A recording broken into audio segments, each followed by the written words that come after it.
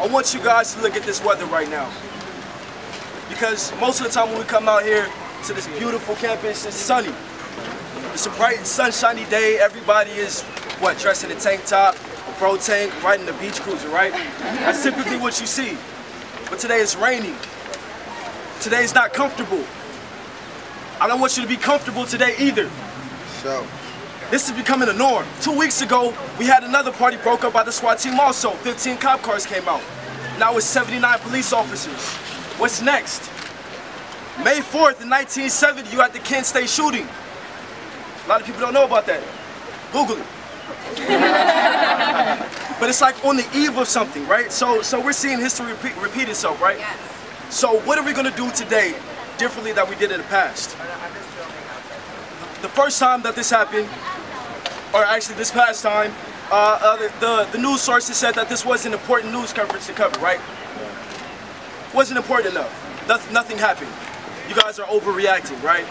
But through the Twitter campaign, through the Facebook campaign, through the social media campaign, we now have you guys here, right? Now our voices are being heard. In less than 24 hours, the petition had over 1,000 views. In the 2 days, you had over 100,000 views on a video, on a 30-second video, displaying our passion. So it's like a lot of people don't know how to change. A lot of people aren't comfortable with stepping out. Maybe their reputation, maybe this and that, but like that has to change today. And you have the power. Everybody has the power today to make a tweet, to make something. Force these people's hands. You have Eric Garcetti and Wendy Cruel. They're battling over the campaign for mayor, right? It's like, why isn't this a public debate? Why isn't this something that's being talked about? You know? I mean, you want to know something? I'm detained. I'm an intern for Eric Garcetti. It's like, do you know who you were arresting that night? You have trustee scholars, you have Norman typing scholars, you have people that are respected in this community. But the only thing that they don't see that scholar. They see a criminal. Every time they look at me, they see a criminal. You want to know the most powerful thing that happened? It wasn't the helicopter lights flashing on me. It wasn't the fact that, you know, we stood in solidarity holding hands while they're threatening us to punch us in the face and telling us to go home when our home is behind this human barricade that you're forming. It wasn't even that. When I knew I had to make a change was walking home after they released me. Nobody was around, and I asked a couple students, is this on the news? Like, have you heard about this? There's a SWAT team that just happened just now. Did you hear about it? Anywhere? Is it on Twitter? They're like, oh, yeah, I did hear about it. Yeah, it was that black thing, right? They're like, yeah, you guys shot the Asian couple in the face. You guys shot somebody on campus, and that was a black event, right?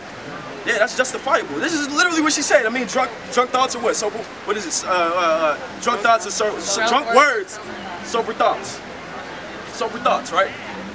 She shoos me away. I'm like, wow, like, I was stuck. I'm like, is that how my students feel? Is that what the masses are thinking? I mean, obviously right now I see my people coming from different parts, different religions, different, you know, whatever it is. It's people of all different creeds that relate to the same issue in different ways. But let's change today. Let's do that today. Everybody has the power. Everybody has a voice. If you don't have a voice, then what are you doing? What's the point of living? What is the point? Yeah. We have to do this, because if it's not us, who will? If you have this collective group of students who are passionate about their own communities, if you have people that are respected by administration, if it's not us, then is it going to be the people without a voice that this is happening to probably right now? There were 79 police officers. There was no other crime happening that day. There was nothing else happening. No, oh, you have 5 different units come to us? A group of USC students that were just celebrating the accomplishments that they've done over the course of this 4 years, like, time here? Man, look. What happens tomorrow? That is the key. What are you guys going to take from this and do tomorrow? This should not stop. This should become a nationwide debate. Because it's not just LAPD.